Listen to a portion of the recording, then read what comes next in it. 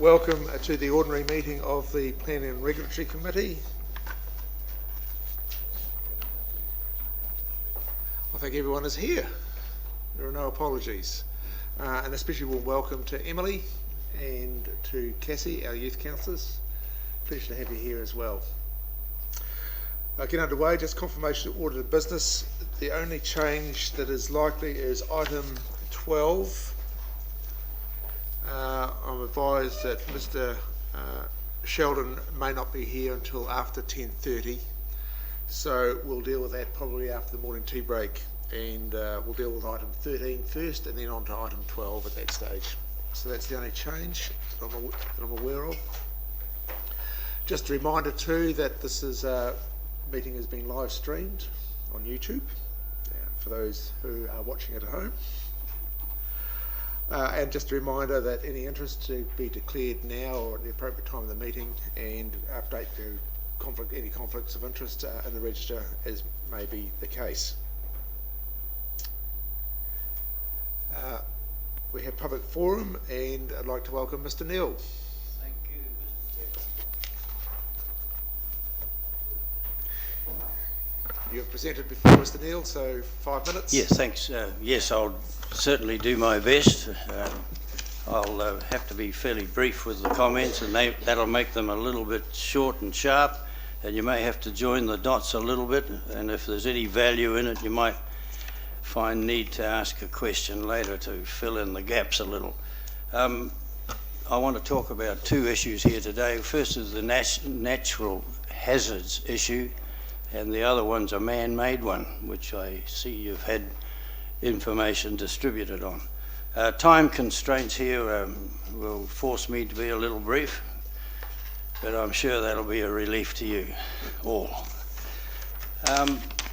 On the 4th of May, a meeting was held in the Stoke Hall, a very valuable meeting, to consider natural hazards. It's very correct and proper and right to consider these factors, but it was a pity that councillors weren't there. You may not have known even the meeting was on, but it was certainly a very vital and lively meeting, to say the least.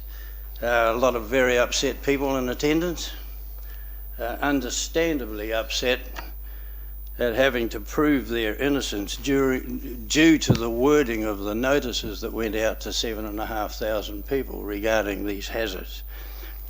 And my suggestion is that NCC must resist demands from central government and not alienate locals by slapping assumption-based tags on titles. I'm sure you know what I'm talking about. Staff covered the hazards very well. They covered flooding, fault lines and liquefaction, but no mention of tsunami. Tsunami risk in November earthquake was taken very seriously, and in one example it saw the rail ferry take off in such a hurry that it took some of the link span with it. That's well documented. Very serious issue. The latest prediction for Nelson is a wave approaching 8 metres, but no mention of the meeting or any info. The solution to the flooding: build culverts as was done in the Brook stream. This was done as a result of buildings ending up in the stream and 2 deaths in 1971. Nothing's new after a very severe downpour. Other examples of dealing with the problem: St Vincent Street culvert.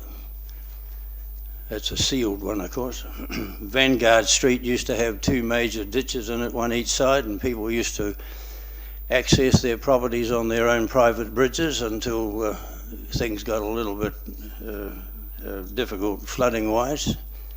Parker's Road, very interesting installation there. It's actually a pressure main, what they call a pressure main. It has no laterals or points of entry or exit except at the end, and its principle is that the water comes off the hills down the pipe, pressures up and pushes against the tide, and it appears to have worked very, very well for all since when did we do that?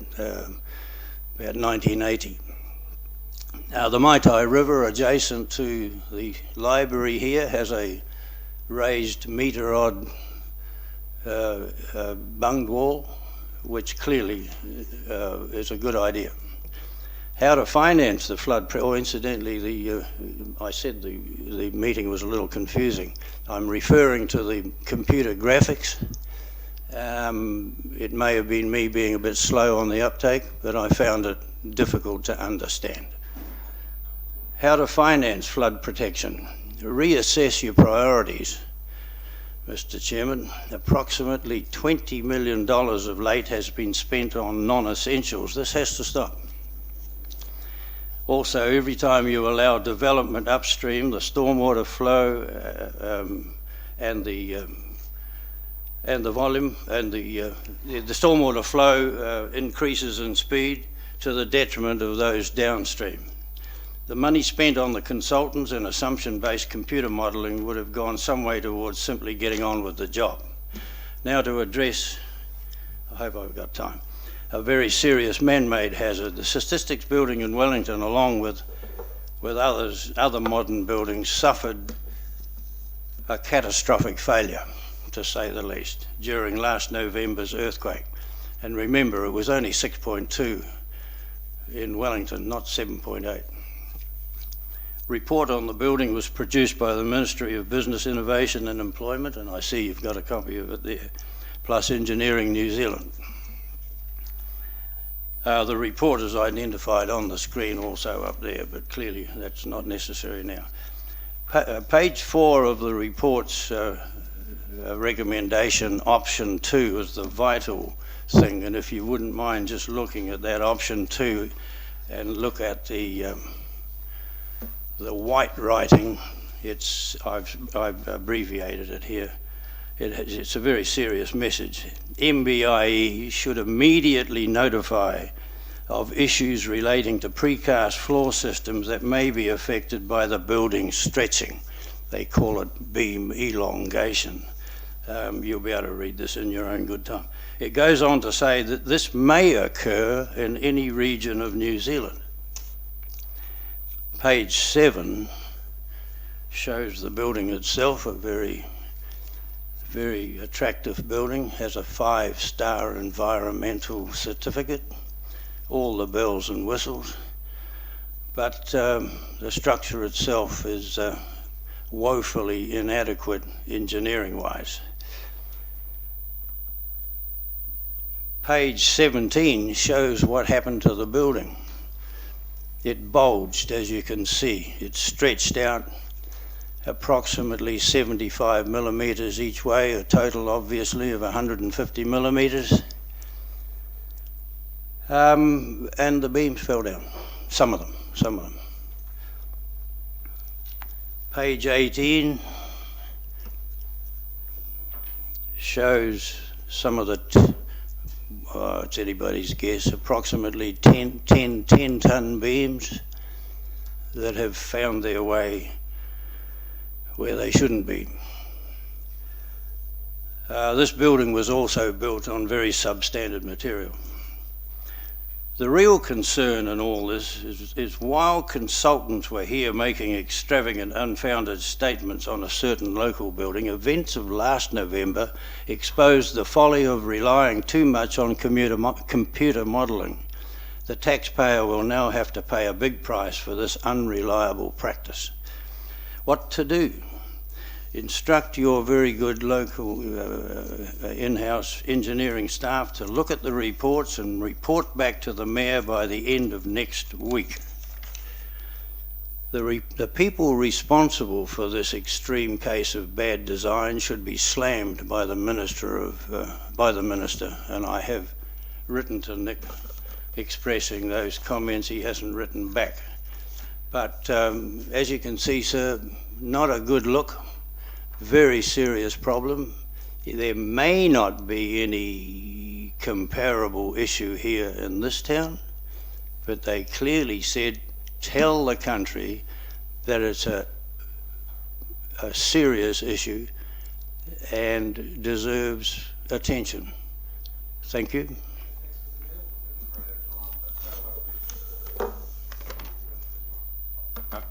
Thank you, Mr. Chairman.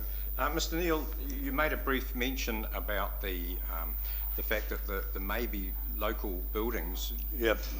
What steps do you think we should take to make sure there are no local buildings? Okay, I just repeat, my view is that your staff here are quite, they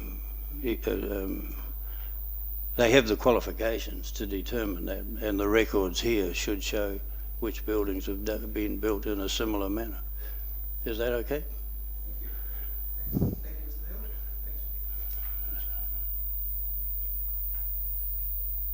No, you, Okay, you went way over. Sorry, thank Yep. you. We need to keep moving. But I understand one of the building officers has been in contact with you? Right, thank you.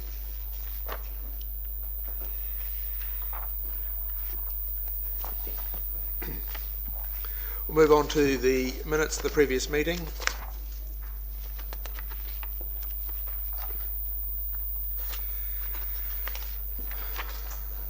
Where are we up to? Meeting of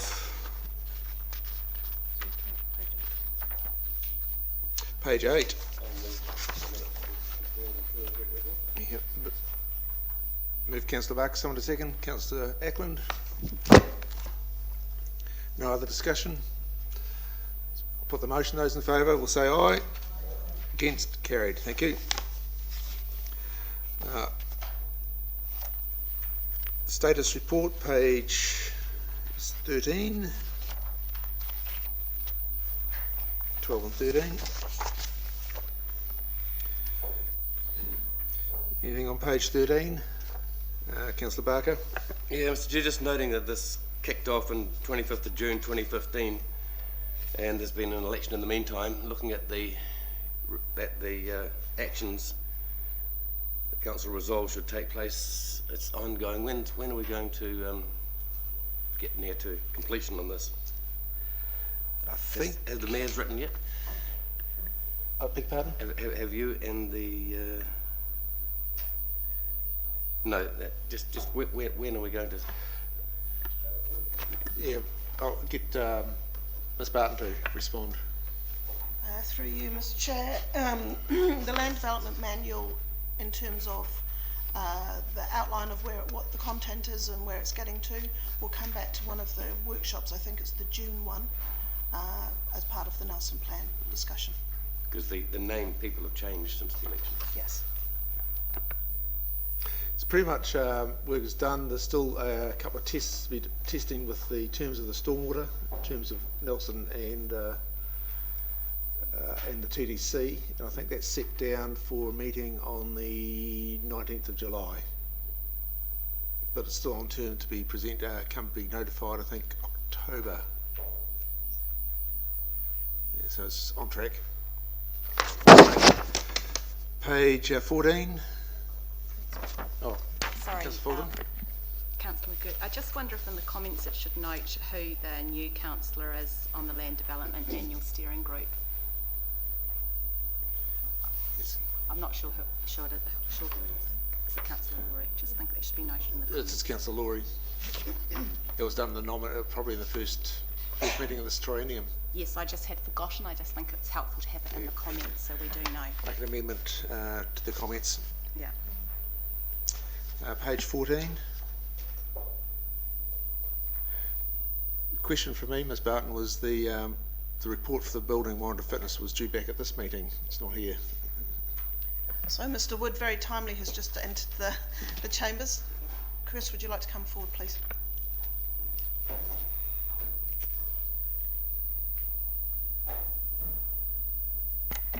So through you, Mr. Chair, we've had a little bit of delay in actually trying to understand the reasons behind the Wellington City Council and Dunedin City Council actually not proceeding with their building warrant of fitness scheme for residential properties. Thank you. So we've actually deferred that to the next meeting. We're going to bring a brief report. Okay. Well, thank you. Thank you. Look forward to receiving it then. Nothing else on page 14. Page 15. Yeah, page 15, like the previous question I had, 23rd of February 2017, Are we waiting to do our communication with the ministers until we've completed this work with Tasman District Council, are we? Ms Barton? Through you, Mr Chair, we're required to report jointly, so we need to have those meetings with Tasman, yes. And that will be completed in July. Yes, that's the intention. Thank you. Okay, that's it. Nothing else on page 15? Someone to move that the status report be received? Moved Councillor Barker, seconded Councillor Walker. I'll put the motion. Those in favour will say aye. Against? Carried. Chairperson's report. I don't have a chairperson's report. The only thing is that I could probably report the next meeting that will be attending a freshwater symposium, LGN freshwater symposium, next Monday and Tuesday. I think the Mayor will be leading one of the sessions, and I think some of the officers are attending as well. And Councillor Walker on the Three Waters. So that's the only other verbal, so I'll give an update the next report. Nothing for you, Madam Mayor? No, Mr Chair, I'm just really very pleased that we do have staff and elected members attending the freshwater symposium. It's been planned with Local Government New Zealand and the regional sector, and there are some very good speakers just starting to really begin the public conversation around the challenges of managing our infrastructure and freshwater expectations, and I think it's going to be a very useful couple of days. Right, thank you. So there being none, I won't move on. Next item is item 8 is the navigation safety bylaw review. I think is it Ms Bishop.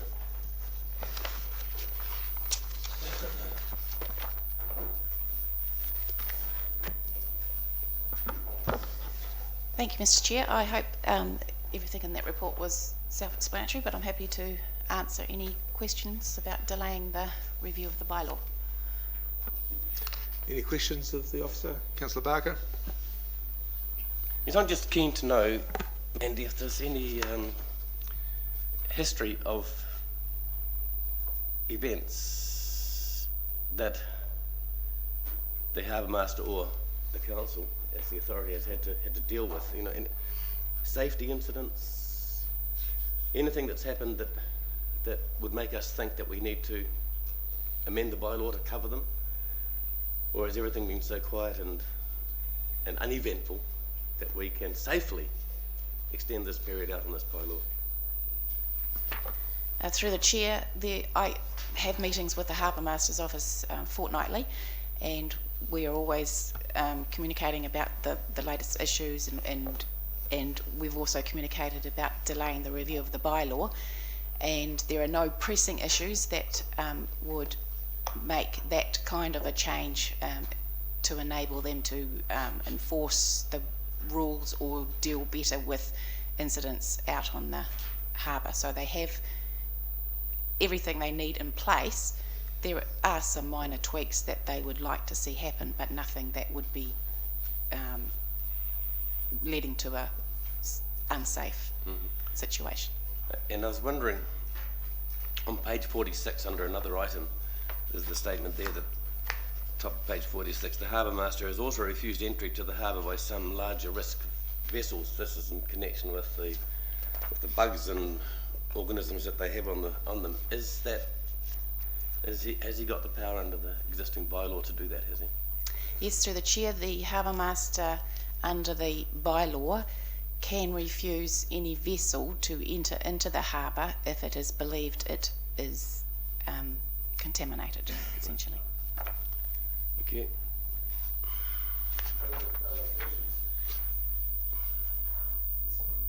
Someone to move? Mrs Payne, second? Oh, there was one. Oh, One consequential question. Sorry, Mandy. It's in relation to the removing of the swing mooring part of the bylaw. Can that be done without it in the bylaw making or revoking process? Is that easy to do to fix the swing mooring piece up that you want to do under section 5.2? Through the Chair, so any changes to the current bylaw would need to go through a consultation process, including the removal of what's in the bylaw at the moment. What is in the bylaw at the moment is actually what's called a priority area, so it's not exclusive occupation definitely for swing moorings. It's just an indication to say this is where a good area for swing moorings and other things could happen, and they take priority over other uses, but other uses can still go there if it's not going to be a conflict. So the intention is to remove, and the bylaw at the moment refers to needing to get a coastal permit under the Resource Management Act in order to place a swing mooring there. So the intention is to remove that and just make it all under the Nelson plan. Yeah, because from a personal point of view, it talks about in 5.2 a duplication, to reduce duplication. I have a personal view that I like seeing a harbour with lots of boats moored in it on swing moorings, and overseas it looks like a thriving holiday place when you've got lots of swing moorings. How much duplication have we had?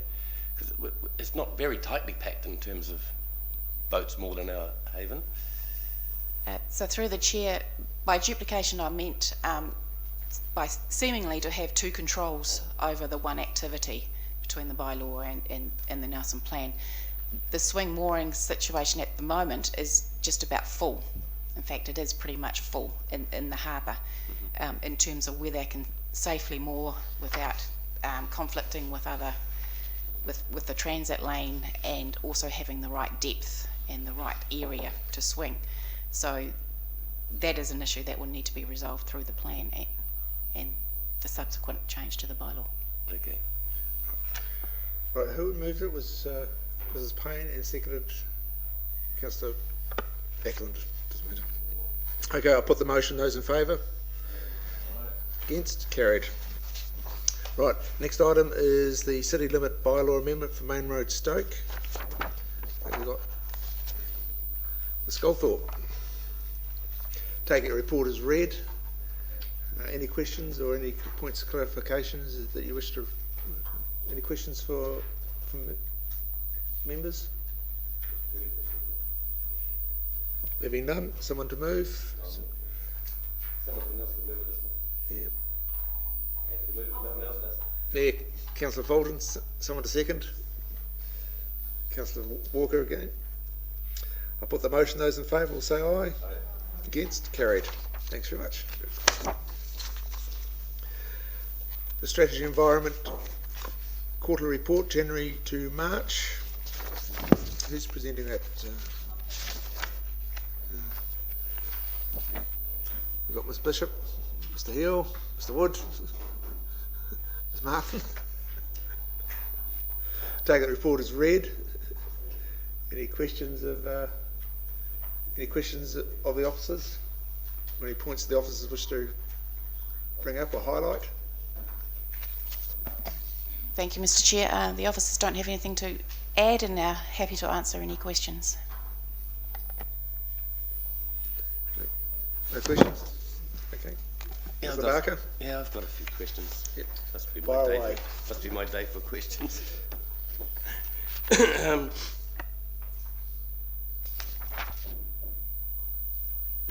What role does the Coast Guard play in section 6.2? I was intrigued to read that the Harbour Master duties are helped by the Coast Guard.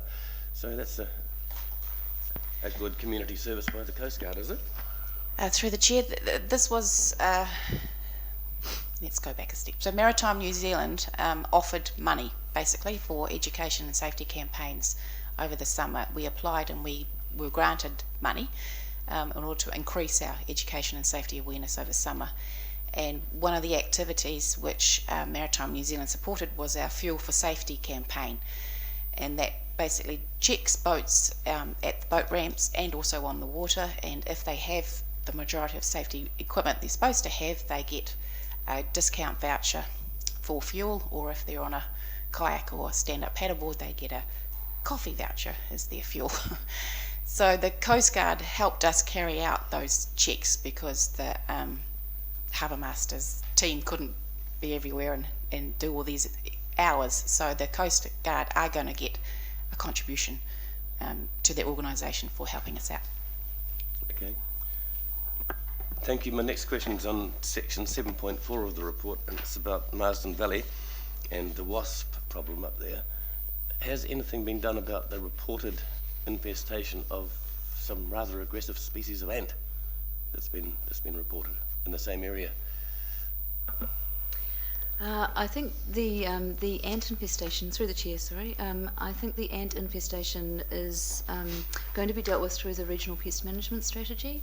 A lot of our biosecurity work is done through TDC, and so there's been an education program over time encouraging people to bait, but the council hasn't done anything, to date on this question specifically in that area. Right, I understand this is way up high in the valley.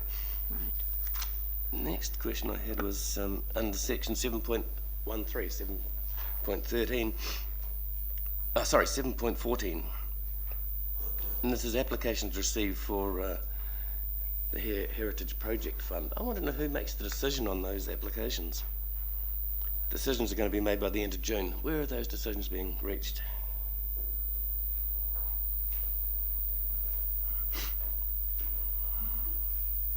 Excuse me, through the chair, I can answer that question. There is a panel that considers the applications at the moment, and the Panel? Yes, who is myself, Richard Copenhagen, our Eco Building Design Advisor, and Alison Dangerfield from Heritage New Zealand. But the decision on the application rests with Claire Barton as Group Manager for Strategy Environment. Okay, thank you. So I guess that's in delegation manuals. Yes. My next question is under 7.1, and I was concerned to read there that we had the highest incidence of air pollution in March, in a hot period of the year, and it was supposedly because of dust. Now, my concern is that if this happened then, it could be happening at many times of the year, and our good record of cleaning up air pollution, at the expense of a lot of warm homes, I must add, is being jeopardised by this. And I'm pleased to see that some action is being taken to try and pin it down, but how widespread do you think this has been?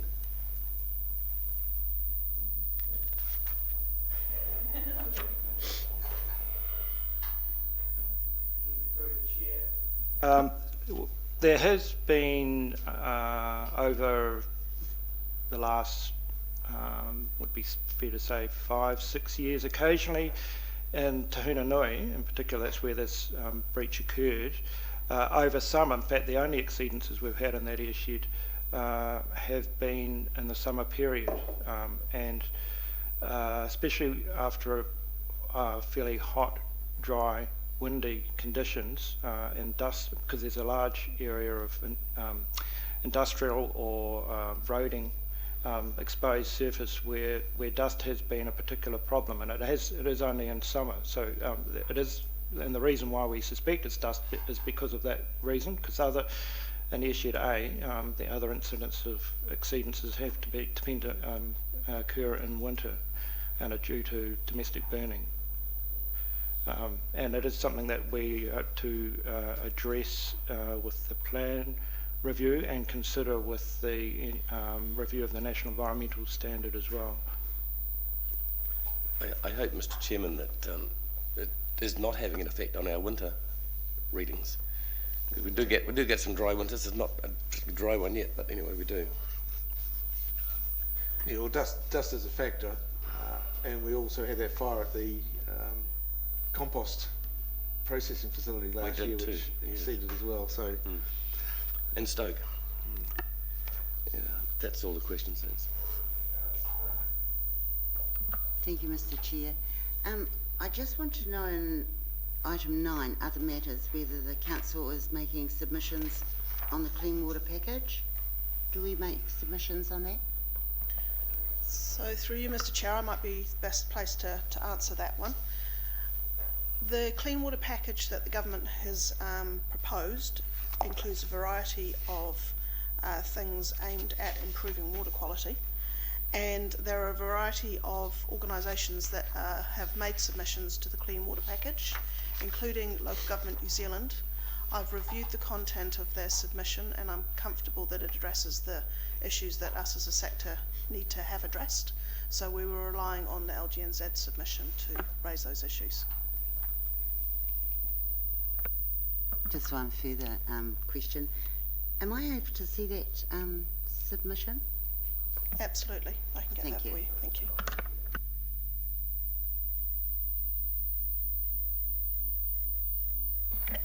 Yes, thank you. I've got a couple of questions in section 7. I'm just interested in the rare lamprey eel, which was found near the ford. Is someone monitoring that? So is there some ongoing monitoring of the eel? It's the first record of the eel in the Maite River since fish monitoring began, so it seems quite exciting. Through you, Mr. Chair. Yes, it is exciting. They're kind of ugly animals. I don't know if you've seen them, but they were, I think, a very valued food source in times past, and there haven't been other.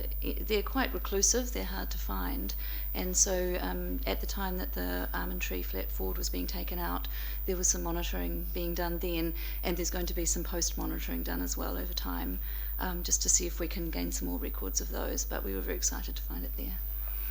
So in that case, then, are they protected or are they able to be taken at the moment? What's the status on the Maite?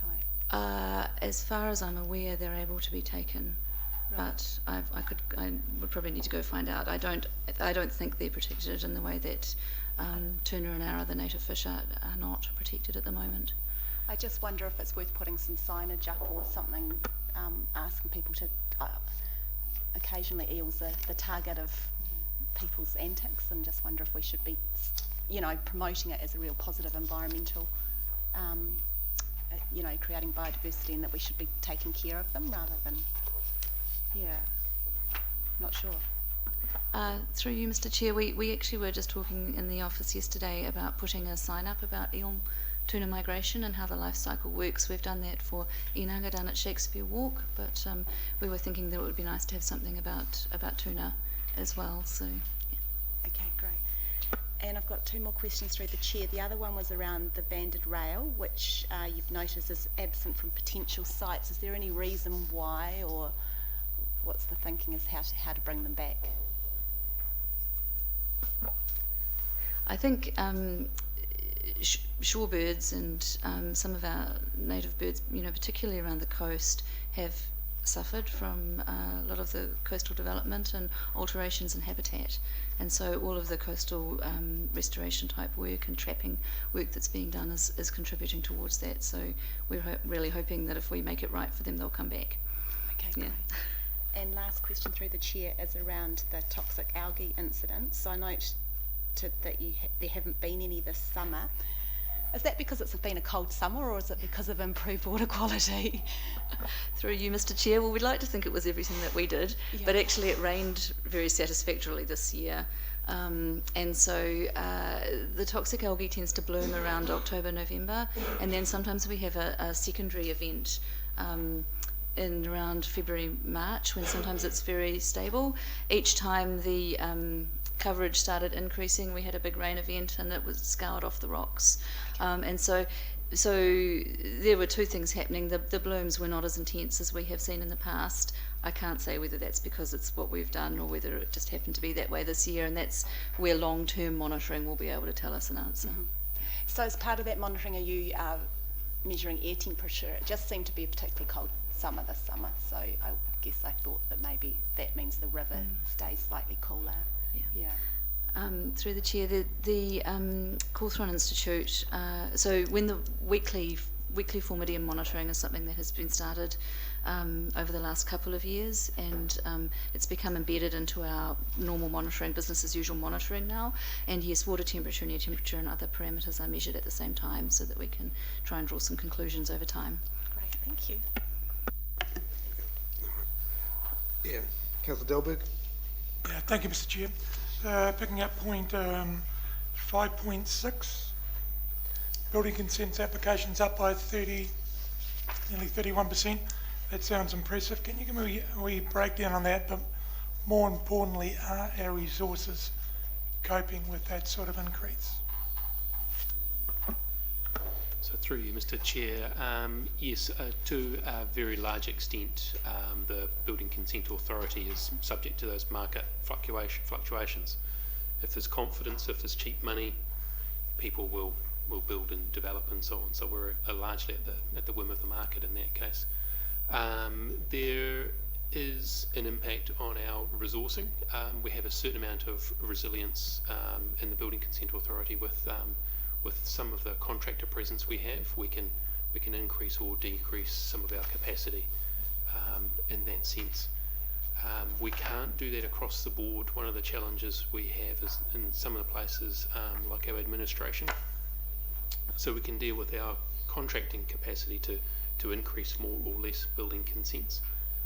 But there are other places across the business unit that actually are very much stretched when we have these elevated workloads. So the challenge at the moment is that balance of, are we dealing with a short acute increase, and certainly something like the extra capacity in the space with the ultra low emission burners. They're an additional work stream that people can introduce. So we're just not quite sure whether this is going to be a short or longer term. So we may need to look at our staffing if that remains chronic. Second question, Chair, was the item 7.2 and following on the 8.7, which is the 3 key vacancies in the environmental program. Have we managed to fill them?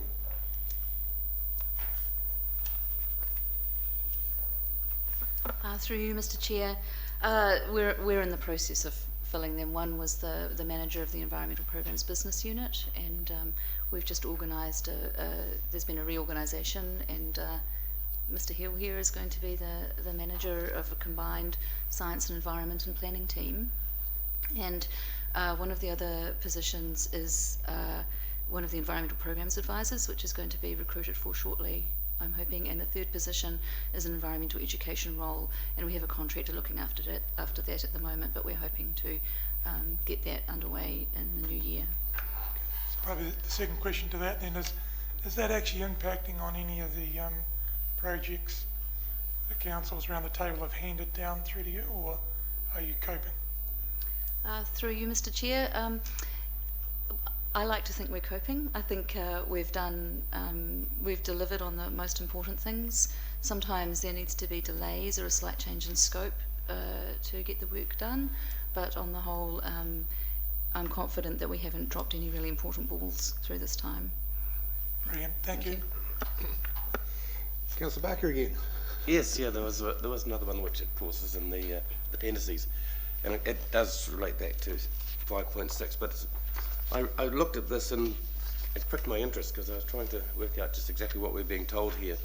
It's on page 35, it's the building unit statistics. I looked and I saw that there's one code there for 2016 wood burner applications received. And it's only so I'm taking it, my interpretation is that we've only got 1 year's figures for wood burners. They total to 138 in this part of the whole year. I'd like to know, of that 138, am I correct in saying there's 130? I've added up the figures under that dark peaked average sort of graph there. Applications received, how many have been approved? And what sort of applications were they for? Were they for replacements? Were they for new ones?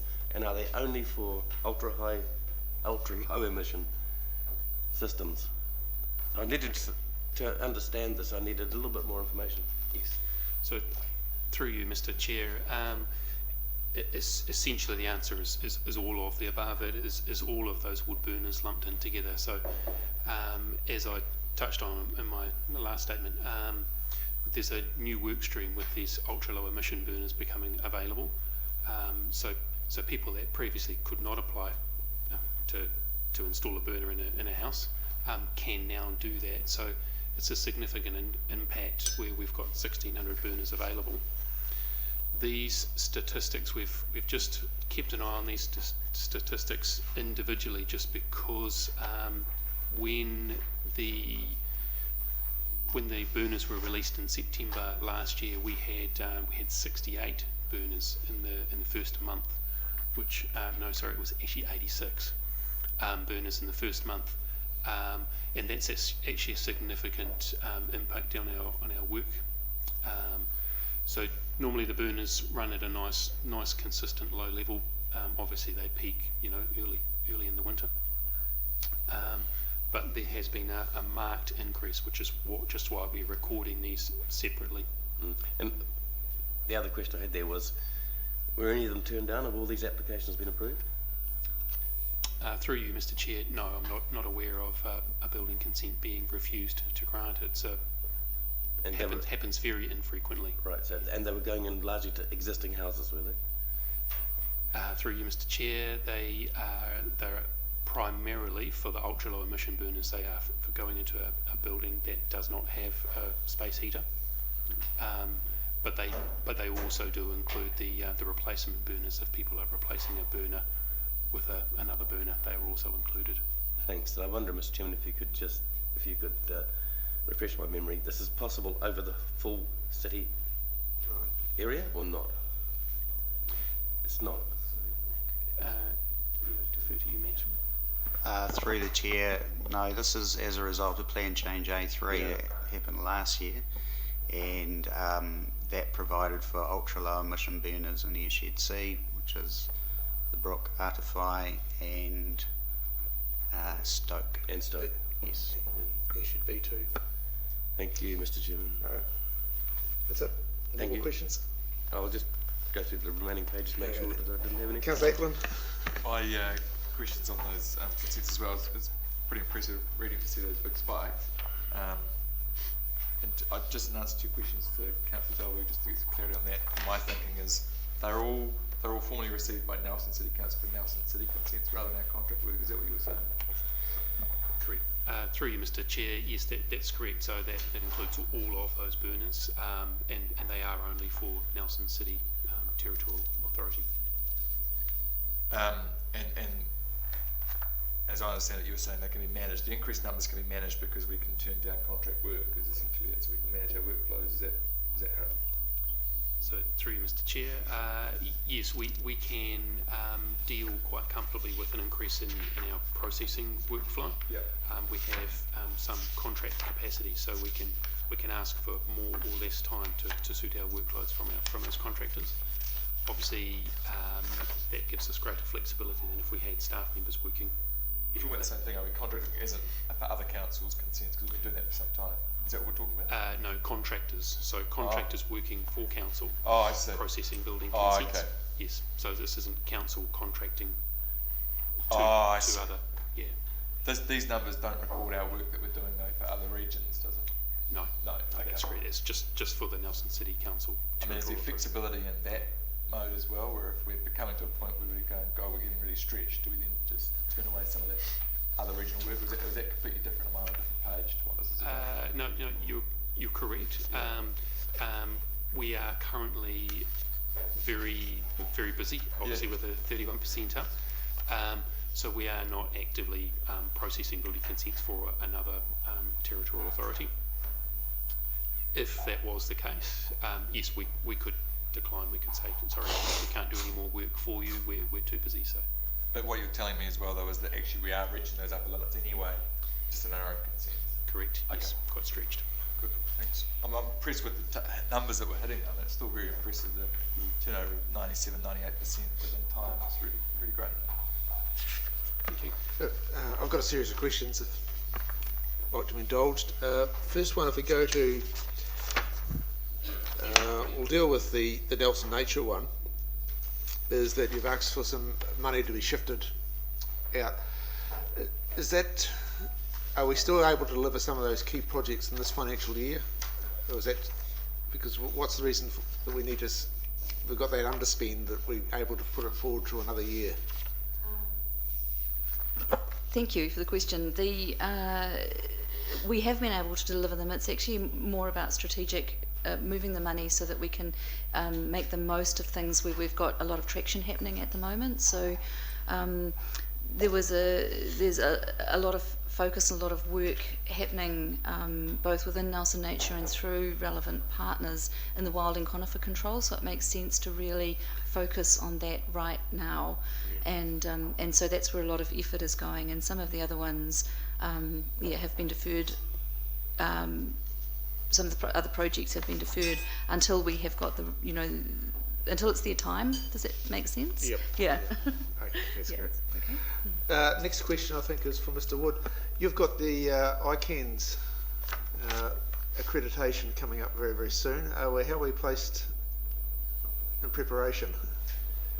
Yes, we are confident, as you ever can be before you're about to sit an exam. So obviously we're coming from a strong position in that we have a good functional system. We've been active in using that system.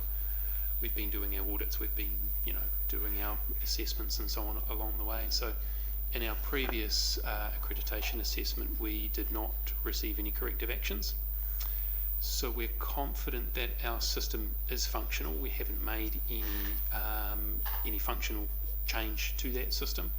So it should be a case of business as usual. Good. That's good to hear. Now, the next thing, talking about the consents and the increase, I see in your months is that in March and April you're sort of less than 100% in terms of time limit. What's the target you're aiming for? When you say, sorry, 100%? Well, you got 100% in terms of your, I think, as your consenting applications. You've got 100% processed on time, non-notified, and there were none for notified limited consents. Is that building consents or applications? It's, resource consents? sorry, Mr. Chair, that's resource consents. Okay, in terms of your building consent applications, are you hitting the time limits? Yes, correct.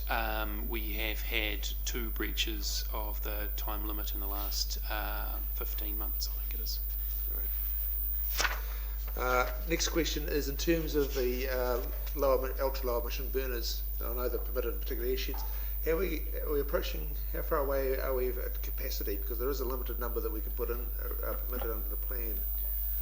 Through you, Mr. Chair, I think we've got 16 allocation for 1,600 wood burners across those 2 airsheds, so there's a long way to go yet. Heaps. Good to know. And the last question, in terms of page 32, 8.6, you sent letters to heritage building owners and notable tree owners and about 150 responses with a number of themes. What were the themes emerging? Through you, Mr. Chair, we're still working through the feedback at the moment, so we can answer that at the next meeting if you like. Great, thank you. Yeah, thank you, Mr. Chairman. It's a question to Ms. Bowden, and it's arising because there was no commentary in the report itself. I'm asking about the recommendation to put forward the expenditure on those 3 things: the wilding conifer control, the pest advisor, and the Taiwan feasibility study. Why are they being carried forward? Have they not been completed? What is the reason for them not having been completed? Yeah, but not in this terms.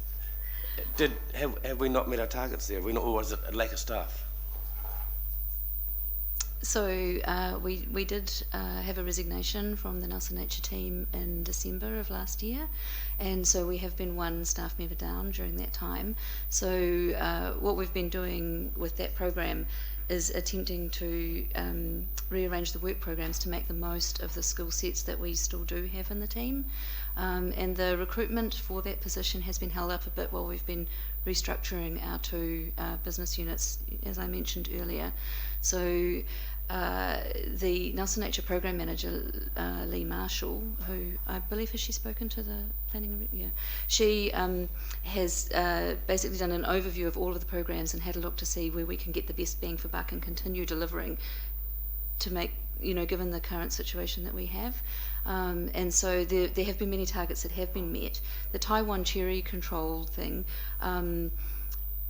it hasn't, it's one of the things that we haven't been able to deliver on this year, and so yes, the money is being carried forward for that one so that we can do it next year. The wild and conifer control has been about moving some money around to actually increase the size of that program, so there's been quite a bit of delivery happening in that space this year, and there will be more immediately in the next year as well, so that's being carried forward to increase the scope of what we can do in that space at the moment. And the other one was for the Pest Animal Control Officer. That's a contracted doc position, and there was somebody in that role who also resigned early this year. And likewise, that role actually wasn't filled while we were waiting to find out what was going to be happening internally with our structure, but it's advertised for at the moment. So we're just carrying the money forward for that one too. And in the same way as with the wild and conifer, by carrying the money forward, we'll actually be able to increase the scope of what that person can do in the new year by combining the money. So instead of being a 0.5 FTE, they'll have a bit more capacity. Thank you, Mr. Chairman. I just have a concern as Chairman of the Governance Committee that I'd like to think that when we allocate expenditure in the coming year that we are confident that we'll get it done. Yeah, well, this case is that the wild and conifer control, particularly up in the mineral belt and the Dun Mountain, is a priority, and it's an opportunity to probably get a quick win on the couple of quick runs on the board in terms of pest control. No other questions? I'll put the motion. Oh, Councillor, Your Worship. Thank you, Mr. Chair. I just wanted to speak to the report and just request perhaps that, I'm not sure if all councillors would have seen the submission that on the clean water package, LGNZ's one, it will have been, it is on their website, but I'm just thinking it might be useful for all of the committee to have that. Just in relation to that submission, it is the key points in it really do focus around the conversation on funding and the costs that are going to be needed to meet the target. So there'll be billions of dollars needed, and as yet there hasn't been a discussion about how that is going to be funded, and that creates some real problems for us in local government. The submission is also very keen to see a discussion happening around the trade-offs between the public having a strong desire for higher water quality, but the cost of that is not yet front and centre. So it goes back to some of the discussion we had earlier about the symposium that's in Wellington next week, and that's really designed to start these conversations that are critical.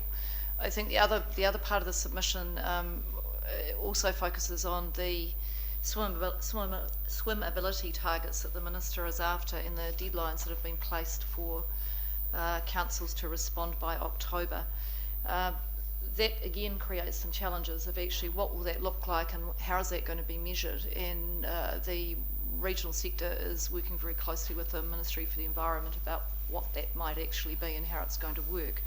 And I do want the committee to be aware of the particularly challenging aspect of that project is that the target's set nationally, but it envisages cross-regional discussion around individual councils' targets. So it essentially looks at a scenario where you could have trade-offs to improve and aim to the national target of 90%, then gains in one area could be offset against other areas. And so that in itself is incredibly complex when you think about the structures that we operate under, at the funding models that we operate under, and our obligations to act in the best interests of our residents. So it's by no means a small piece of work that is being embarked on here, and I would expect it to take years, if not decades, to get to a point where we can meaningfully work towards what's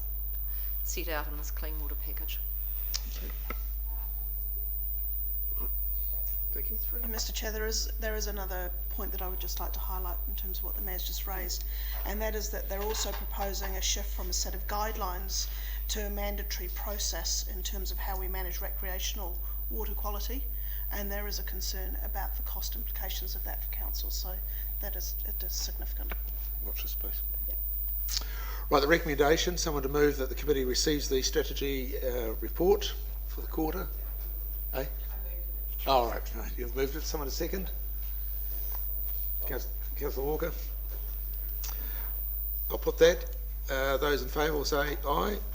Against, carried. And the recommendation to council that approves the amounts, the Nelson Age budget being carried forward as indicated in the agenda. Someone to move? Councillor Fulton, someone to second? Councillor Walker. I'll put the motion. Those in favour? Oh, sorry. I do want to speak to that issue. Look, I'm accepting of moving that budget forward, but I am, like Councillor Barker, I remain concerned that when we allocate funding in a financial year with the intent of projects being delivered, that we really must try and achieve that. And I think the discussion and the questions today have highlighted what happens when we don't have positions filled within the organisation. If we don't have them filled, then work doesn't happen and we lose momentum. So I just would perhaps encourage decisions around, I understand that there's times when the organisation needs to decide how it wishes to form itself up to deliver the work, but what I would encourage is that that's done in a timely way, because the consequence of long periods of delay and uncertainty around staff structures actually does have a result for the community if projects are delayed. Okay. Thank you, Madam Mayor. I'll put the motion. Those in favour say aye. Against? Carried. Thank you very much. Next one is the biosecurity.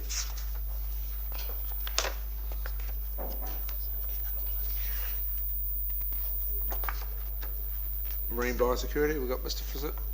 Frizzell, and welcome Mr. Lawless.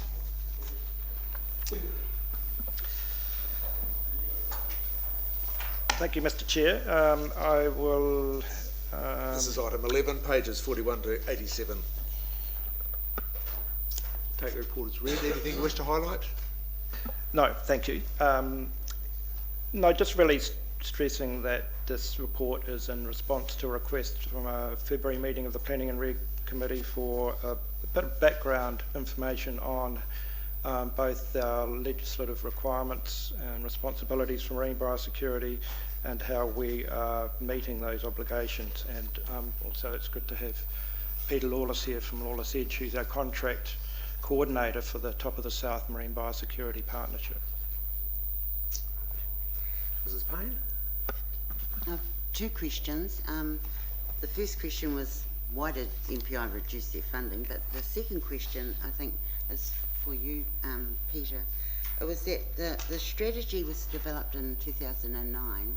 So my question is how well does it align now with the Biosecurity 2025 direction statement?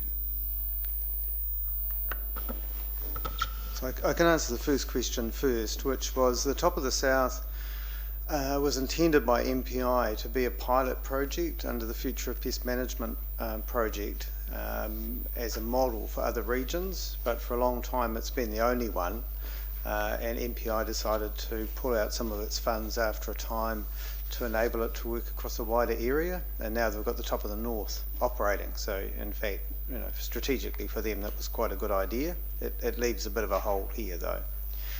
In terms of how it aligns, the strategy, although it's a bit dated in parts, its fundamentals are pretty much on point with the direction statement. We made quite substantial inputs into the formation of the direction statement, and we got some additions around marine biosecurity which were good. The actions in the strategy are dated because they relate to where things were up to that point of time, and they could be updated. And in fact there's a 2013 version of the strategy which just went as far as the management committee rather than councillors that did do that. But the difficult thing in the space is that to update the strategy as a minimum you have to get alignment on every word between three councils. So that was quite an undertaking at the beginning, and it was very good that it worked out. So we've just sort of, as long as the main part of it is fit for purpose, my advice has been just to leave it alone as a foundational document. Anyone else? I do know that we did. Oh, Councillor Delberg.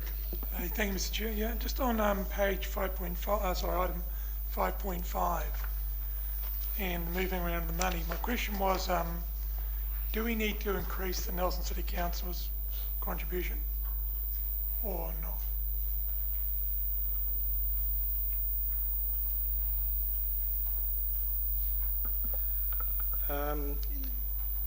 At this stage, no, but I guess one of the things that we have to constantly keep an eye on is MPI's contribution. One of the implications of it reducing its funding a few years ago is that we don't have the reserve that we used to have to do this work. So it is creating quite a bit of pressure. Also, the other thing I would note that also today there was a bit of consideration of a report on responding to a particular threat, that's Sabella, and we're proposing extra funding required to deal with that. But generally at this stage we're not recommending any increase for the partnership, but it's just something we have to keep an eye on each year, and also encourage MPI to at least commit to what it is funding at the moment and try and get extra funding where possible. Second question, Mr. Chair. So I see that they noted that you're renewing the contract for 2 years, so then you'll come back if we need to increase our endeavours. Yes, certainly we'll be doing that.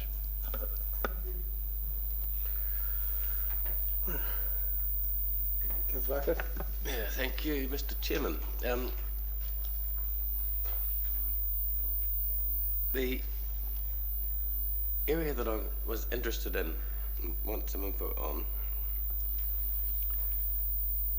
relates to in this and the following report. There's a lot of looking at how these incursions are controlled, and it's costing us an increased amount of money, seeing as the MPI are reducing it. Our port company has been very responsible from an environmental point of view, and they're involved a little bit, I see, but I'm wondering whether or not the council's looking after the marina and putting some restrictions on marina users. I'm wondering if the port company needs to come to the party a little bit, particularly when it's diving costs going around the port facilities, removing these fanworms and other pests from port structures. What part is the port company playing in cooperating as a team with us on this problem? Thank you. I can address that. So the port company, we have quite a lot of contact with them because they're one of our key sources of intelligence. So anytime a risk vessel is coming to the port, I get a ring from one of the port managers to let me know that that's the case. We can check it out. So at an intelligence level, they're quite active. They could take further measures, and we've had at a staff level some conversations about that.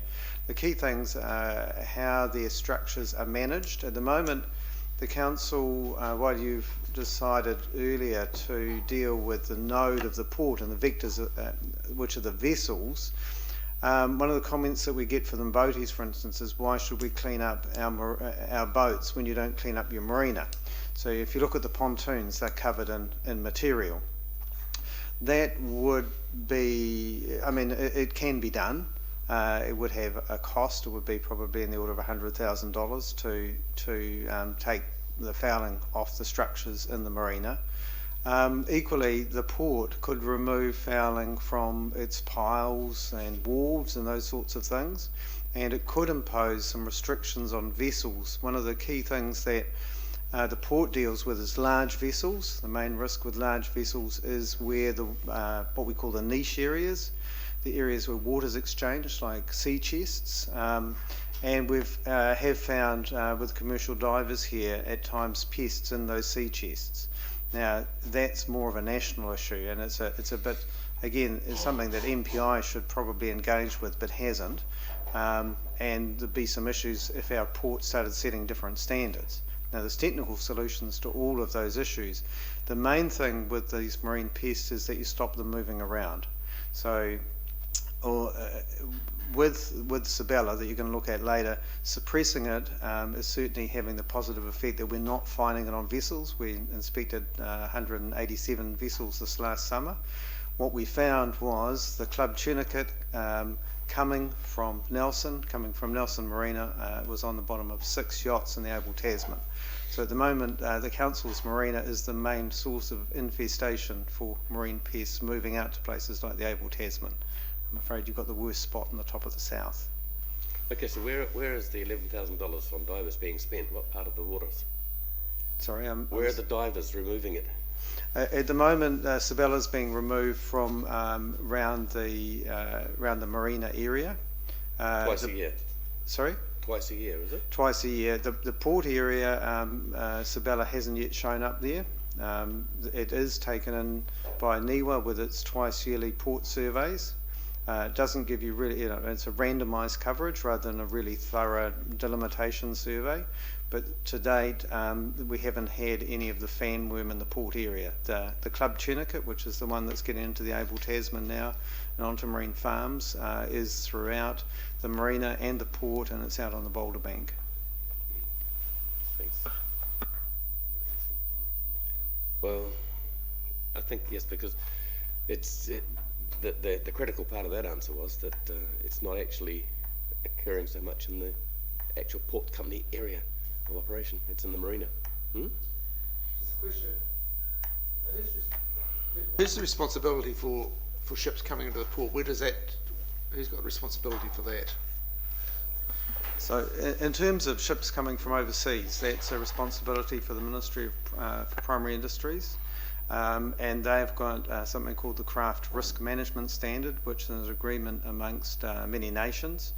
It becomes legally binding in May 2018. It's currently a voluntary thing, but MPI, as a result of some incidents here, and the staff here have been involved in those, have actually upped their game in terms of both intelligence and inspections at the border.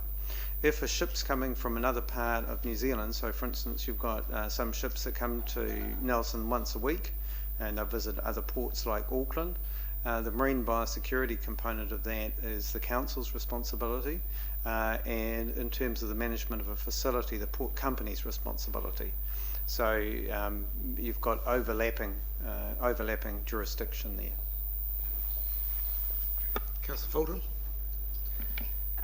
Thank you. So I've got a question regarding to the funding in 5.5. Just to be clear, so TDC's been putting in 20,000 and NCC's been putting in 20,000 and MPI's been putting 60,000, and when did they decrease that to 20,000? Through you, Mr. Chair, it was 3 years ago. 3 years ago. So we've been trying to deliver the same service for the last 6 years on significantly less money, though. Yes, we have.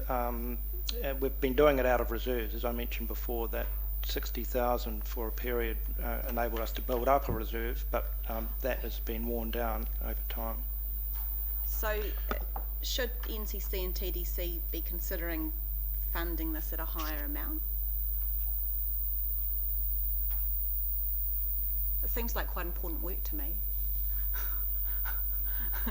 Like, should we both be contributing, say, 40,000? It just seems like if MPI has decreased it. Marlborough as well. On Marlborough as well. Might be quite, yeah. Yeah, that was through you Oh, again. yeah, Marlborough. Yeah, sorry. Apologies. Marlborough's in there too. Through you again, Mr. Chair. That's why it was 60,000 originally, because there were 3 councils putting in 20, and MPI met the total amount, and they've reduced it 3 years ago to equal the amount that one of the councils was putting in. It's certainly something we need to review every year, keep an eye on, and as I mentioned before, when there's specific threats occurring, as with Sabella, that's where we have to look at increasing the budget just to deal with that. But another thing that we'll be looking at is the regional pest management plan and the provisions in there, which will include, it's intended to include more marine pests. Okay, I'm just slightly concerned that so the operating budget's 80,000 and it hasn't changed, and it's decreased in The question that begs is that as a result of that cost reduction funding by MPI, has there been any lapse in biosecurity as a consequence? I mean, I have to sort of say I've got a conflict of interest in this sense, in that so the core contract that I've been managing initially was $100,000 a year, and in recent years, in fact, we've been doing about $110,000 worth of work as the reserves were drawn down. The key components that couldn't be included at that level of funding are things like the vessel survey that I said that we've been doing in recent times. Initially we surveyed the marinas. Now we've been getting out on the water and surveying boats that are moving around. We can do around 200 each year. We can't do that sort of component. We've got a study going on with the travel lifts to get data from them. So it's those sorts of activities that go for wider surveillance. Now, against that, the budget that you've been asked for in relation to the fanworm management, a lot of those activities actually give you benefit in relation to other pests. So if we're running an intelligence network to know where the risk vessels are, if we're looking for fanworm, we're equally going to pick up information about other pests. So you've got a bit of swings and roundabouts things, but I mean, you're exposed to marine pest risks here, and the more you spend, the more you reduce the risk. So at the current budget level, we can run a satisfactory level of intelligence, administration, a bit of basic research and those sorts of things. But any extended activity beyond that is really off the table unless there's extra money. Mr. Chair, if I can just add, I think from a strategic point of view, it's worth waiting until we've got the regional pest management plan sorted, so we know where our focuses should be before we consider any of these issues. Through you, Mr. Chair, that will be in November. This may well be something thank you, Mr. Chair, this may well be something I should have a more broad conversation outside of this meeting, but we can't pinpoint, obviously, which boat these things come in on, but when highly fouled boats come in, there must be some sort of liability on the shipping companies bringing in this stuff. So under the Biosecurity Act, if a vessel knowingly transports a listed harmful organism, there's a liability that attaches to them. But they have to know, and it has to be one of the 11 that's listed by MPI. There isn't any general rule about levels of fouling, apart from the sort of rules that you have in your marina berth agreements. If a vessel was sufficiently highly fouled to make it a danger to navigation and safety, there's a potential liability, and your navigation and safety bylaws address that, though they've been extended, about as far as they possibly could go in the biosecurity direction. So they may not hold together. But in terms of international vessels, until the craft risk management standard is legally enforced in May 2018, no, there isn't a liability for the vessel owner. It has to be knowingly, has to be a pest, or it has to be a threat to navigation. Now, I mean, we'll need to come back to it with this stuff about Sabella, but once you've got a highly fouled vessel, the way the Northland Council has been treating it is that poses a high probability that it will have Sabella, for instance, and therefore they've been issuing notices of direction to vessels like that based around the probability that there'll be a harmful organism on them. And so far it hasn't gone to court. The companies have complied. And sometimes the cost for an operator can be quite high. There were 3 fishing vessels went up there a few years ago. It was around $30,000 per vessel to slip them and clean them. But they had come from Auckland and they had fanworm on them. The council had dived them and pulled them out. The sort of things, those are the powers that you don't yet have because you don't have these marine pests in your pest management strategy and you haven't got a small scale management program.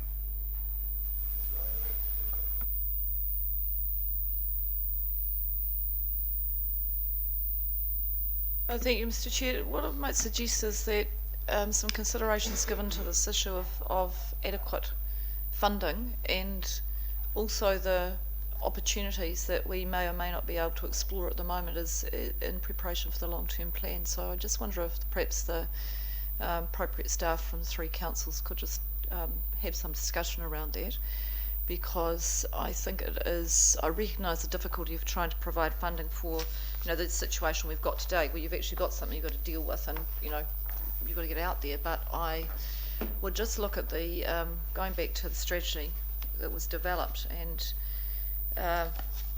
when you think about the values that we're talking about here in the top of the South, they are as important now as they were when the strategy was written, and probably increasingly so in terms of with the rise in tourism, with economic activity through a port company and others. Then if I think about the potential for biosecurity risk, I don't think it's diminished. I think we've got to be mindful of that, and the consequences of a serious incursion can be absolutely disastrous for the environment, for the economy, for jobs. So I would just ask that there's a reflection at a senior officer level on this, and something comes back to the long-term plan in terms of advice. Yeah, I'll endorse your comments there, Madam Mayor. I'd have to say that this work here is actually informing the regional pest management strategy, or regional pest management plan, as it will be known, and that will help influence the amount of dollars we actually need to put towards it. It is a recognised, the issues there are real live and are recognised. Okay, that'll end the questions. So, end the debate. Oh, you got a question, Councillor Barker? Yeah, Lots of questions. just on page, it's the appendix to the report, page 87. It confirms to me that I was correct in thinking that there are no marine farms whatsoever in Nelson's area of responsibility. Is that correct? That's Thank correct. you. Right. Now the debate. Ready to put the motion. Someone to move the recommendation. Mrs. Payne. Someone to second. Councillor Delberg. I put the motion that we receive and note the content of the report and its attachments. Those in favour will say aye. Aye. Against? Carried. I'll just carry on a little bit longer. Go to the last item on the agenda, which is item on smoking. Item 13, options for extending the smoke-free policy. Pages 121, 131. Is Ms. Thorpe here? Are we dealing with the small scale? The officer's not here to deal with it. Ms. McDonald. Yes, through the chair. Apologies, Gabriel Thorpe is actually sick today, so I'm going to present her report for her. I'll take it as read, except for one matter I just wanted to raise. On the first page, where you'll see in the recommendation to council, we suggested include council-funded events. And on further reflection, we've wondered whether that is actually clear enough, because of course council puts smaller and larger amounts of funding in, and it's fair to direct how the event is run if we're the 100% funder, but not if we're a minor funder probably. So we wonder whether we put council run events then, which would include the ones we do in-house 100% and the ones we contract out, but not ones where we're one partner among many. So that was the only change I wanted to suggest. Rightio. We'll leave that recommendation and bring it up for debate. So any other questions of the officer? Yeah, Councillor Barker, I'll deal with you first, then Councillor Fulton. Yeah, thank you. I'm just wondering why, in view of the policy that council established in the 2016-17 annual plan deliberations, we seem to have in this report be going somewhat further than what council's policy is. I'm referring strictly to using education rather than regulatory approaches and assessing this work against other policy procedures. In this report, it seems to be that you're putting up options which include regulatory processes. Why have you gone past the council current policy and done that? Through the chair, the discussion previously, including at the workshop, was really focused on the regulatory approach of a bylaw, and staff were sent away to investigate all the options really from that workshop. So we've had a look at what we think will work and what won't, and we're generally staying away from things that need enforcing and not suggesting a bylaw. But it does seem that a voluntary approach around outdoor dining would make sense. And also where council is running its own events, you have that choice to make them smoke-free. So we've just come back with the options that we think will be the most effective based on the feedback from the workshop. Yeah, Councillor Felton and Worship. So my question relates to your the concern you just raised around council-funded events, and I guess in my mind, if council was a major sponsor, what are your thoughts? So if it was sponsoring of say greater than 50,000, should it be promoting that policy? It is a policy rather than a bylaw. Through the chair, yes, we thought about that. I'd have to say our experience with the sugar-free policy is that it is usually better received if we work through encouragement rather than enforcement. I think where council is fully funding, you've got every right to say how you want that event run. But where we're working with other partners, it may be more effective for staff to be working and encouraging, as we do with sugar-free, giving them, we've prepared a bunch of material for the sugar-free, setting out why we think this is better. We work with vendors and so on, and that seems to have been a better approach than sort of mandatory, which does tend to get people's backs up. So staff came to the view that we were 100% funder and running the event, we could go with smoke-free, and in other areas we would try and work with partners to get that approach embedded over time. Your Worship. Thank you, Mr. Chair. I think it's a very good report, and I'm quite happy. I don't normally do this because it's going up to council, but I'm actually so pleased to see that we're going to get a trial with the Cancer Society that I'd be happy to move the whole suite of receiving the reports and the recommendations to council, noting that it'll now become council-run events as opposed to council-funded events. Okay. And I just want to thank the staff for the work that they've put into this. I'll speak to it now. I think it's been really well considered. It's a good step forward, and every step that we make towards a smoke-free community is a good step. I'll second that. Very quick. No other questions? Yeah, Councillor Delberg. Just more speaking to that, I think the key thing here is that we have moved it from funded to run, so it's totally controlled. It's not like this is an illegal activity. It's just probably not one we actually want to condone. I think we've got the right tone by changing that word. Thank you to the staff. Okay. Councillor Barker. Yeah, I'm lukewarm in supporting it, and my argument for this is that I think we've done remarkably well. Compared to a few years ago, it's amazing how little smoking there is, and if you do smoke, you generally get told off, and you get the message. My concern is that young Maori women and children of the age of our youth councillors are shown in the statistics in this report to be the problem area. And my concern is that what we're doing today is going to have little effect on those people who are the ones who are suffering from smoking. So we haven't addressed the real problem, in my view. The real problem is those people. The statistics tell us that. I'm happy that at our functions and other places where events are occurring, if you smoke, you get the message pretty quickly. It's self-policing. But that message is not getting through to these at-risk sectors of our community. And we're just really doing a bit of window dressing on this. So I support it, because it's another move against smoking, but it's not really getting at the issue. Cassie. I personally, thanks, Yeah. Mr. Chair. I think that any step towards a smoke-free city is a good one, no matter who it's targeting. It doesn't matter if it's young or old or in between. As long as you're targeting someone to stop smoking, then we good. Yeah. I think we've had three speaking. Anyone want to speak against it? I actually had another question. Yep. And so the question was around. Yeah, we moved into debates, I know, quite but sneakily. I had.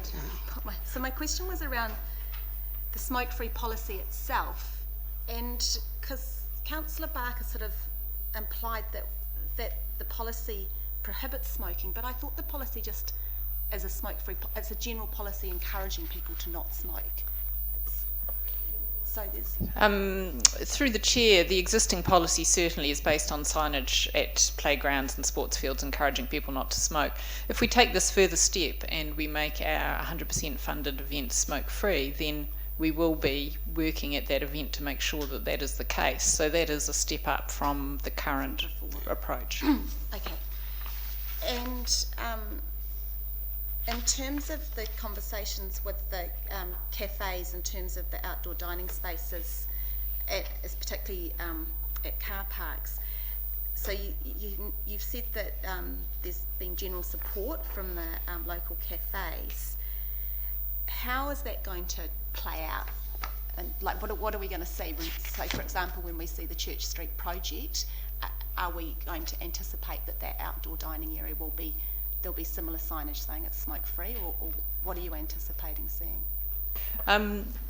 Through the chair, this is really based on the Christchurch pilot project, which worked very well, and the Cancer Society is really driving this. So, but it is voluntary. They've had a really good response from the businesses, but we can't guarantee that every business will come on board, but I think as more and more do, you'll see, so we'd be hopeful that somewhere like Church Street, newly redeveloped, would take that on board. But it's on the basis of providing support to those businesses who do come on board, not forcing them.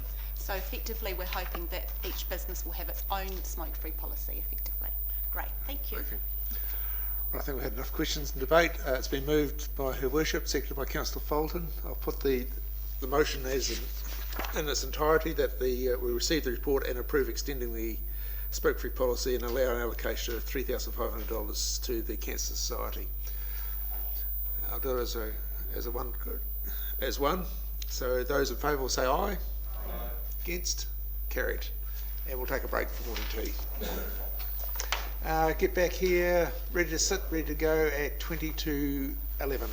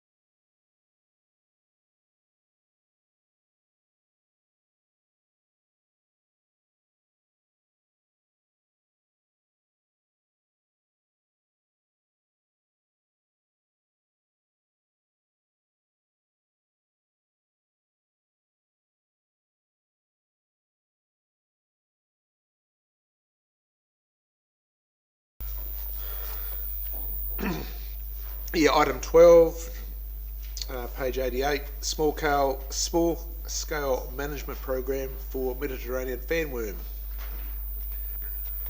or Sabella spallanzi.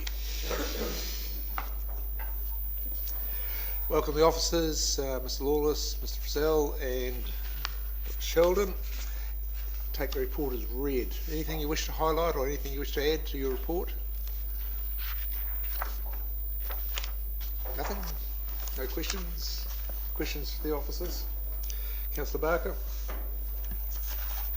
Yeah, and going through the report, I was trying to find out a little bit more about the attachment prepared for the Nelson City Council in May 2017. That report, that statement, that document, it's got no author, and I'm wondering who did it.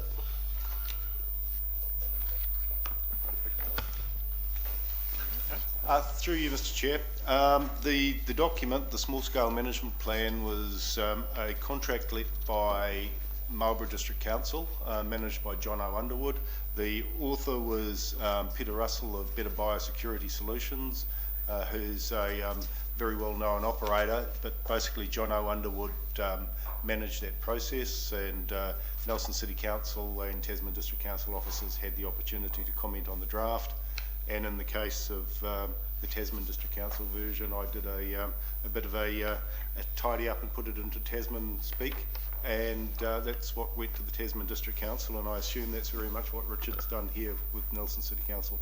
So it's the one that was prepared at the cost of Marlborough District Council, and it's been amended as necessary to make it one for Nelson City Council as per its title. It was jointly funded by the three councils. I think the total cost was $10,000, $3,300 for each council. And that's interesting to me, because the question that I had of an earlier report was any marine farms in Nelson City's area, and there are none. And the greatest danger to this, from this particular pest as I read the report, is to marine farms. So have we funded it equally with the same level as Marlborough and Tasman? Marlborough, of course, which has a huge number of marine farms, Tasman, which has quite a few, but we have none. However, Councillor, a lot of the marine farming equipment and vessels moves through Port Nelson, and a lot of the risk of transfer of marine pests comes from the Nelson Haven area and the Nelson marinas. So I would imagine that through the Top of the South Marine Biosecurity Partnership agreement, the three councils looked at the Top of the South waters as a whole, and we will need to, and that's why from the Tasman point of view, I believe it's very important that all three councils reach the same position and have a joint operational plan. Otherwise, the whole thing will be compromised. No, I agree, but I was just making the point that where the damage occurs is not in our area. Yeah, the level of the damage is consequential. Nelson's role in that loss. I've got a question. In terms of you're recommending this is over a 3-year period, and we've got the regional pest management plan due out to be notified towards the end of the year. Does this last for the whole 3-year period, or until the regional pest management plan becomes operative or notified? Yeah, I can answer that. It's essentially until the provisions in the pest management plan are in place. So at that stage, the small-scale management program will basically be phased out or cease. There's provisions within this small-scale management program to end it at any stage. So if the regional pest management plan provisions were in place earlier than that, within 2 years, then at that stage the program would cease and the plan would take on. Well, a subsequent question to that is the funding you're needing for it, 36,000, that would continue regardless of whether it was under the small-scale management plan or the regional pest management strategy or pest management plan.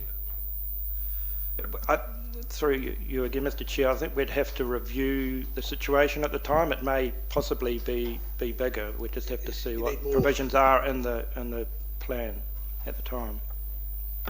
Okay, thank you. Any other questions? I'll get Councillor Delberg. You've had your turn. So just picking up comments on 5.6, page 93 there, first year. I'm interested in the last bit there, anticipate that the floating dock would be funded by the three TOS councils, dollar for dollar. Can you explain, and the MPL, can you explain a bit about that?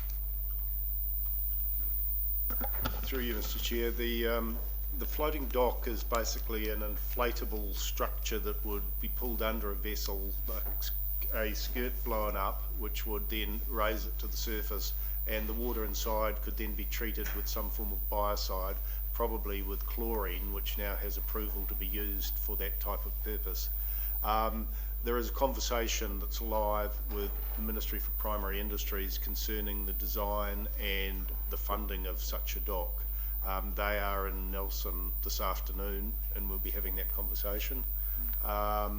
They have verbally offered to pay half of the cost, which they've done in the Northland situation and also in the Fiordland situation. So its purpose is a rapid response to be able to kill an the infestation on a vessel. It seems very useful. So my question is that part of the 36,000 funding? Is that what I'm sort of reading that in there? I just want to make sure. Or, within the Tasman allocation, I would say it's within our allocation for the first year. Essentially, our control work in Port Tarakoe is being funded out of this year's budget prior to the small-scale management plan coming into being. So yes, a good deal of our first year's spending will be on that FAB dock. excellent. And one further question through you, Mr. Chair. 4.6, the comment there really about the biosecurity and new berths and marinas and berth holders, etc. And the bit that gets me there is, well, of interest to me, is that to address the low compliance to date, with more than 30% of the vessels being non-compliant. Just had to ask, what's our action plan? So 30% was from our historical data. The NELMAC staff have just done a walkthrough, and the number that they have identified as being visibly non-compliant in terms of hull fouling is 52 out of more like 450 vessels, so we're looking at more like 10%. We think they might be missing a few, and our scientist Barry Forrest is going to go and double check that. So you're somewhere in that sort of range of 50 to 100 vessels. The berth agreement now requires that vessels in the Nelson Marina are kept free of conspicuous hull fouling, and there's a technical definition of that, and that's what the NELMAC staff are spotting, and free of harmful organisms, which is the 11 that are notified. So the process that's been worked out, it's taken a little while because there's various bits of law applying. This is actually a commercial contractual arrangement between the council and the berth holder, so it needs to be enforced as contract law, and the council's had to go through a bit of a process to work out exactly how to do that, but clearly has all those powers with some backup under the navigation and safety bylaw. So the procedure will be to notify the vessel owners. We're hoping that most vessel owners will then comply and get their vessel cleaned. If they don't, ultimately the power is there with the council to remove the vessel. If they still won't pay for the treatment, the council can seize and dispose of the vessel. But there's a whole series of compliance steps before then, and when you sort of up the ante. So initially compliance, let them know there's a problem or they're about to get a problem because it's beginning to get to that level. Then compliance activity, try to persuade them to deal with it, and if it doesn't, move to enforcement activity. Thank you, Mr. Chair. Look, I appreciate the detail because I'm a detail person, but basically we've got a process and we are rolling out the enforcement of that. It's underway right which now. will keep most people happy because just people with lovely clean boats would like to see other clean boats beside them, I'm sure. Yeah, thank you, Mr. Chairman. I'm happy to see a cautionary approach being taken on this, but my question's arise from the fact that I've sat around this table before and heard similar stories, similar scenarios, similar horror stories. In particular, I'm thinking of the Pacific oyster. It came in and there was predictions, dire predictions, that it was going to take over everything on the rocks and nothing else would survive. It seems, and you can correct me if I'm wrong, that it seems to have reached an equilibrium with the indigenous species around our shores. Yeah. Are we fighting the inevitable? Are you going to be able to stop this? The answer is yes. You're absolutely. It is inevitable that it will spread. The rate of spread is entirely dependent on human mediation. So things like fanworm and oysters, they'll spread relatively short distances without human aid. There isn't a technology at the moment to eradicate fanworm from this region, so that won't happen. It will remain.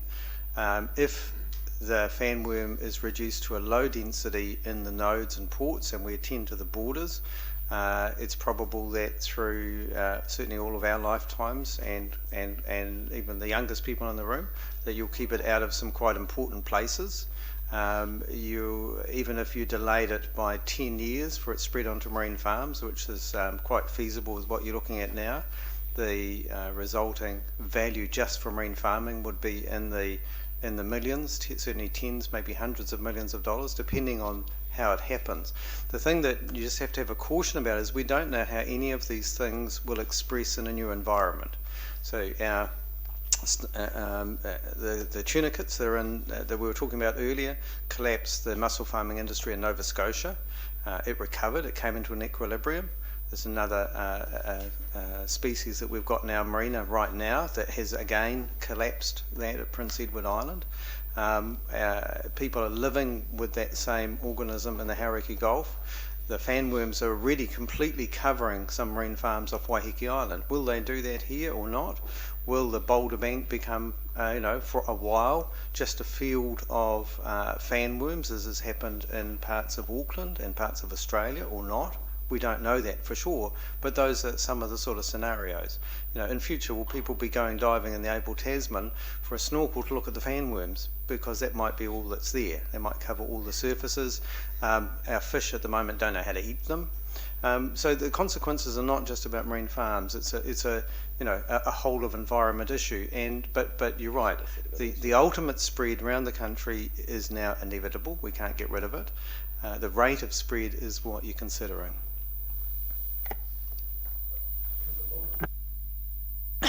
Well, you just answered my first question, which was around the Abel Tasman and our coastline. So clearly this is a really quite serious issue.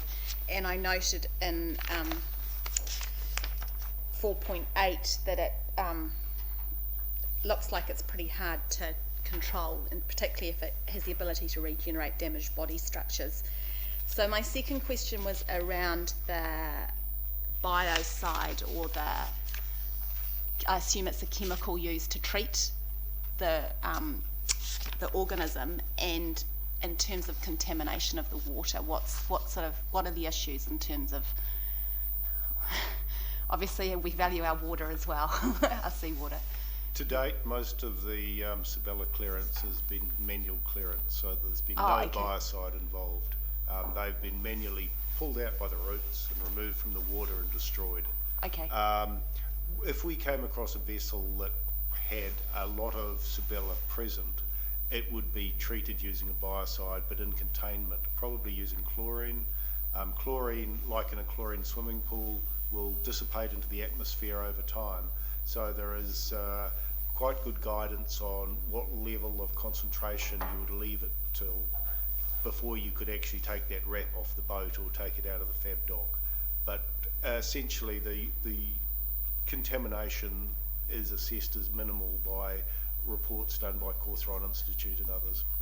So currently it's just a manual removal, which means you can't get the eggs or the...